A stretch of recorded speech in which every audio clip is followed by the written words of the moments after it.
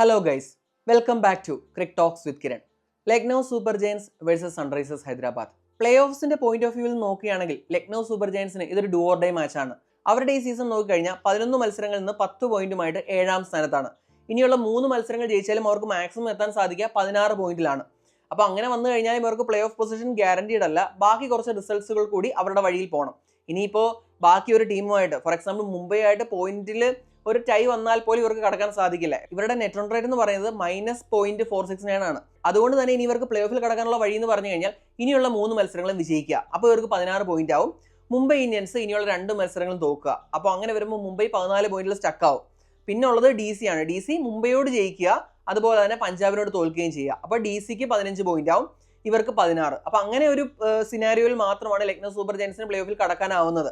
ഇതിനിടയിൽ മുംബൈ ഒരു മത്സരം ജയിച്ചാൽ തന്നെ ഇവർ പുറത്താവും. കാരണം എന്ന് വെച്ച് കഴിഞ്ഞാൽ മുംബൈയുടെ പോയിന്റ് ആയി വന്നു കഴിഞ്ഞാൽ ഇവർക്ക് ഒരു കാരണവശാലും പിടിച്ചു നിൽക്കാൻ കഴിയില്ല. മുംബൈയുടെ NRR എന്ന് പറയുന്നത് +1 മുകളിലാണ്. ഇപ്പോൾ ഇവർക്ക് എന്തായാലും ആ ഒരു നെറ്റ് റൺ റേറ്റ് മാച്ച് ചെയ്യാൻ സാധിക്കില്ല. അതുകൊണ്ട് തന്നെ ഞാൻ നേരത്തെ പറഞ്ഞ ഒരു സിനാരിയോ വന്നു കഴിഞ്ഞാൽ മാത്രമേ ലക്നൗ സൂപ്പർ ജയൻസിന് പ്ലേ ഓഫിലേക്ക് കടക്കാൻ സാധിക്കൂ. SRHന്റെ കാര്യം പറഞ്ഞു കഴിഞ്ഞാൽ അവർ ഓൾറെഡി പുറത്തായി. 11 മത്സരങ്ങളിൽ നിന്ന് 7 പോയിന്റ് മാത്രമാണ് അവർക്കുള്ളത്. അപ്പോൾ ഇനി അവർ എങ്ങനെയൊക്കെ വന്ന് ജയിച്ചു കഴിഞ്ഞാലും അവർക്ക് ഈ പ്ലേ ഓഫിൽ കടക്കാൻ സാധിക്കില്ല. പിന്നീട് അവസാന സ്ഥാനങ്ങൾ ഒഴിവാക്കുക എന്നുള്ള ഒരു ലക്ഷ്യം മാത്രമായിരിക്കും സൺറൈസേഴ്സ് ഹൈദരാബാദിന് ഉണ്ടാവുക. ഇനി നമ്മൾ ടീമിന്റെ ഫോമിലേക്ക് വന്നു കഴിഞ്ഞാൽ ലക്നൗ സൂപ്പർ ജയൻസിന്റെ കാര്യം നമുക്കറിയാം. ഇപ്പോൾ ഡീസന്റ് ആയിട്ടുള്ള സ്റ്റാർട്ട് ആയിരുന്നു, അതിനുശേഷം അവർ പിന്നോട്ട് പോവുകയാണ് ചെയ്തത്. ഇപ്പോൾ ഇവരുടെ ബാറ്റിങ്ങിൽ തുടക്കത്തിലെ മത്സരങ്ങളിലെല്ലാം അവർക്ക് ജയിക്കാനായിട്ട് സഹായകമായത് ടോപ്പ് ഓർഡറിന്റെ ഫോമാണ്. നിക്കോളാസ് പൂറൻ എക്സലന്റ് ഫോമിലായിരുന്നു. അതുപോലെ തന്നെ മിച്ച് മാർഷ് ആയാലും എഡൻ മാർക്രോ ആയാലും റൺസ് കണ്ടെത്തുന്നുണ്ടായിരുന്നു. എന്നാൽ പിന്നീട് അവർ ഫോം ഔട്ട് ആയപ്പോഴേക്കും ആ മിഡിൽ ഓർഡറിലെ വീക്ക്നെസ്, എസ്പെഷ്യലി ഋഷഭ് പന്തിന്റെ മോശം ഫോം, അതുപോലെ തന്നെ ഡേവിഡ് മില്ലറിന്റെ ആ ഒരു മോശം ഫോം ഒക്കെ ഇവർക്ക് വിനയായി എന്ന് വേണം പറയാൻ. ഇപ്പോൾ ഋഷഭ് പന്തിന് ഈ സീസണിൽ ആകെ 128 റൺസാണ് എടുക്കാൻ കഴിഞ്ഞത്.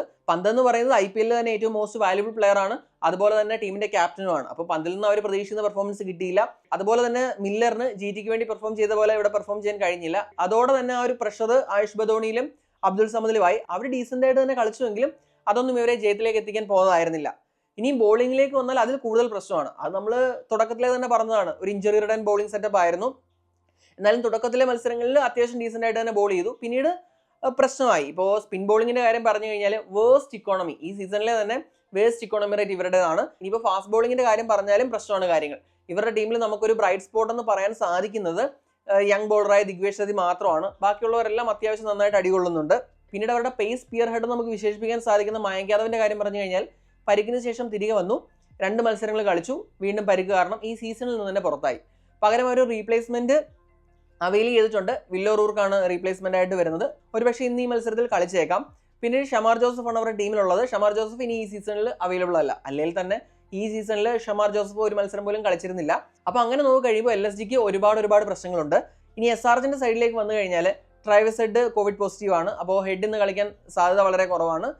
പിന്നെ നോക്കിക്കഴിഞ്ഞാൽ ഇവർക്ക് തീർച്ചയായിട്ടും പ്രശ്നങ്ങളുണ്ട്. ഇപ്പോൾ കഴിഞ്ഞ സീസണിൽ എന്ന് പറയുമ്പോൾ ഈ head Abhishek Sharma opening pair എന്ന് പറയുന്നത് ഒരു പേടി സ്വപ്നമായിരുന്നു. എന്നാൽ ഈ സീസണിൽ 1-2 മത്സരങ്ങൾ ഒഴികെ ആ ഒരു മികവ് ആവർത്തിക്കാൻ അവർക്ക് കഴിഞ്ഞില്ല. അത് അവരുടെ റിസൾട്ട് പ്രതിഫലിക്കുകയും ചെയ്തു. ഇപ്പോൾ ഇഷാൻ കിഷന്റെ കാര്യം പറഞ്ഞു കഴിഞ്ഞാൽ ആദ്യത്തെ മത്സരത്തിൽ ഒരു സെഞ്ചുറി ആയിട്ട് തുടങ്ങിയിട്ട് പിന്നീട് അതുപോലൊരു ഇന്നിംഗ്സ് റെപ്ലിക്കേറ്റ് ചെയ്യാൻ കഴിഞ്ഞില്ല. നിതീഷ് കുമാർ റെഡ്ഡിക്ക് ഒരു ഹൊറർ സീസൺ ആയിരുന്നു. ഹൈൻറിച്ച് ക്ലാസിന് അത്രയും മോശം പെർഫോമൻസ് ആയിരുന്നില്ല, പക്ഷേ ആ ഒരു പൊട്ടൻഷ്യലിനൊത്ത് ഉയർന്നോ എന്ന് ചോദിച്ചു കഴിഞ്ഞാൽ ഇല്ല എന്നാണ് ഉത്തരം. ഇനി ബോളിംഗ് സൈഡിലേക്ക് വന്നു കഴിഞ്ഞാൽ ഇപ്പോൾ കമ്മിൻസ് ആയാലും മുഹമ്മദ് ഷമി ആയാലും നന്നായിട്ട് അടികൊണ്ടു. പിന്നീട് സ്പിന്നിന്റെ കാര്യം പറഞ്ഞു കഴിഞ്ഞാൽ ഇവർക്ക് വളരെ മോശമാണ്. ഇവരുടെ ബെസ്റ്റ് സ്പിന്നർ എന്ന് പറയുന്നത് സീഷൻ അൻസാരിയാണ്. അപ്പോൾ ബോളിംഗിൽ തീർച്ചയായിട്ടും പ്രശ്നങ്ങളുണ്ട്. ഇപ്പോൾ ബാറ്റിങ്ങിന്റെ കാര്യം പറഞ്ഞു കഴിഞ്ഞാലും അവരുടെ ബാറ്റിംഗ് സൈഡ് പേപ്പറിൽ ഭയങ്കര എക്സ്പ്ലോസീവ് ആണ്. എന്നാൽ ഗ്രൗണ്ടിലോട്ട് വരുമ്പോൾ ആ ഒരു പെർഫോമൻസ് റെപ്ലിക്കേറ്റ് ചെയ്യാൻ അവർക്കും കഴിഞ്ഞിട്ടില്ല. അപ്പോൾ അത് തന്നെയാണ് അവരുടെ ഒരു മോശം ഫോമിന് കാരണം. എന്തായാലും ഒരു പുറത്തായി. ഇനി എന്ന് പറഞ്ഞു കഴിഞ്ഞാൽ ഒന്നും നഷ്ടപ്പെടാനില്ല. അപ്പോൾ ആ ഒരു മൈൻഡ് സെറ്റിൽ അവർക്ക് കളിച്ചിട്ട് വേണമെങ്കിൽ ബാക്കിയുള്ള ടീമുകളെ ബുദ്ധിമുട്ടിക്കാം എന്നുള്ളൊരു വഴി മാത്രമേ അവരുടെ മുന്നിലുള്ളൂ. അപ്പോൾ ഇനി എങ്ങനെയായിരിക്കും അവർ അപ്രോച്ച് ചെയ്യുക? അല്ലെങ്കിൽ തന്നെ ഒരു ഫിയർലെസ് മൈൻഡ് സെറ്റിൽ കളിക്കുന്ന ടീമാണ് ഇത്. അതിനൊന്നുകൂടി ആ ഒരു മൈൻഡ് സെറ്റിന് ഒന്നുകൂടി ആക്കം കൂട്ടുകയുള്ളൂ. അപ്പോൾ അങ്ങനെയാണ് SRHന്റെ കാര്യങ്ങൾ. ഇനി പിച്ച് കണ്ടീഷൻസിലേക്ക് വന്നു കഴിഞ്ഞാൽ മത്സരം നടക്കുന്നത് ലക്നൗ ഏകന സ്റ്റേഡിയത്തിലാണ്. ഇപ്പോൾ ഗ്രൗണ്ട് ഡയമെൻഷൻസ് കൊണ്ടൊക്കെ ഒരു വലിയ ഹൈ സ്കോറിങ്, അതായത് 220+ സ്കോർ വരുന്ന ഒരു സ്റ്റേഡിയം അല്ല അത്. ഒരു 180 ആയിരിക്കും പാർ സ്കോർ. ഇപ്പോൾ ഇന്നലെ ഞാൻ നമ്മുടെ ജയ്പൂരിലെ മത്സരത്തിനും ആ ഒരു പാർ സ്കോറാണ് പറഞ്ഞത്. എങ്കിലും ഒരു ഹൈ സ്കോറിംഗ് ത്രില്ലർ തന്നെയായിരുന്നു ആ മത്സരം.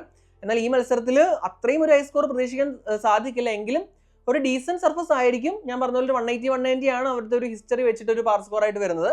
പിന്നീട് സ്പിന്നേഴ്സിനെ ഹെൽപ്പ് ചെയ്യാനുള്ള സാധ്യതയുണ്ട്. അപ്പോൾ അതാണ് നമുക്ക് പിച്ചിനെ പറ്റി പറയാനുള്ളത്. ഇനി പ്രഡിക്റ്റഡ് പ്ലേയിങ് ടൂളിന്റെ കാര്യം പറഞ്ഞു കഴിഞ്ഞാൽ LSG നിരയിൽ വില്ലോറൂർക്ക് ഒരു പക്ഷേ ടീമിലേക്ക് വരാൻ സാധ്യതയുണ്ട്. പ്രത്യേകിച്ച് ബോളിംഗ് അണ്ടർ പെർഫോമിംഗ് ആയ സ്ഥിതിക്ക് അതിനൊരു നല്ല സാധ്യത ഞാൻ കാണുന്നുണ്ട്. പിന്നെ അല്ലാതെ നമുക്ക് കാര്യമായിട്ട് പ്രഡിക്ഷൻ ഒന്നും നടക്കത്തില്ല. ഇപ്പോൾ ഞാൻ കഴിഞ്ഞ വീഡിയോകളിൽ സൂചിപ്പിച്ചതുപോലെ ഈ ഒരു ബ്രേക്കിന് ശേഷം വരുന്നത് കൊണ്ട് തന്നെ കാര്യമായിട്ടുള്ള പ്രഡിക്ഷൻസ് സാധ്യമല്ല. എങ്കിലും അല്ലാതെ ഒരുപാട് ചേഞ്ചസ് ഇവർക്ക് വരാൻ സാധ്യതയില്ല. ഇനി സൺറൈസേഴ്സിന്റെ കാര്യത്തിലേക്ക് വന്നു കഴിഞ്ഞാൽ ഹെഡ് കളിച്ചില്ലെങ്കിൽ ഇഷാൻ കിഷൻ ആയിരിക്കും അവർക്ക് വേണ്ടി ഓപ്പൺ ചെയ്യുക. അങ്ങനെ വരുമ്പോൾ സച്ചിൻ ബേബി ആയിരിക്കും 1 ഡൗൺ കളിക്കാൻ സാധ്യത. ഇനി ബോളിങ്ങിനെ പറ്റി പറഞ്ഞു കഴിഞ്ഞാൽ വലിയ ചേഞ്ചസിന് സാധ്യത കാണുന്നില്ല. ഇപ്പോൾ കഴിഞ്ഞ മത്സരത്തിൽ ഈ സീസണിൽ തന്നെ അവരുടെ one of the best bowling performance ആയിരുന്നു. ബാക്കി എല്ലാ മത്സരങ്ങളിലും സ്ട്രഗിൾ ചെയ്ത ബോളിംഗ് TCക്കെതിരെ നന്നായിട്ട് തന്നെ പന്തെറിഞ്ഞു. പക്ഷേ ആ മത്സരം മഴ മൂലം ഉപേക്ഷിക്കുകയാണ് ഉണ്ടായത്. അപ്പോൾ ബോളിംഗ് സൈഡിൽ കഴിഞ്ഞ മത്സരത്തെ അപേക്ഷിച്ച് വലിയ ചേഞ്ചസ് വരാനുള്ള സാധ്യതയില്ല. പിന്നീട് പേഴ്സണൽ റീസൺസ് കാരണം ജയ്ദേവ് ഉനദ്കട്ട് ഈ മത്സരം മിസ് ചെയ്യുമെന്ന് കേൾക്കുന്നുണ്ട്. അങ്ങനെയാണെങ്കിൽ അവിടെ ഒരു ചേഞ്ച് വരാൻ സാധ്യതയുണ്ട്. ഇനി players to watch out four.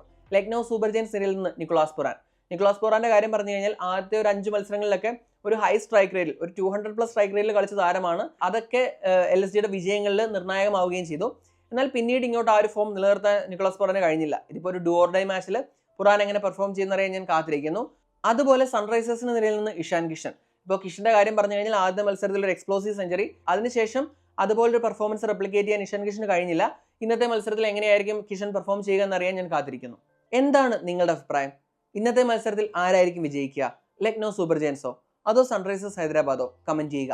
അടുത്തൊരു വീഡിയോയുമായി ഉടൻ തന്നെ കാണാം. Thanks for watching cric talks with Kiran.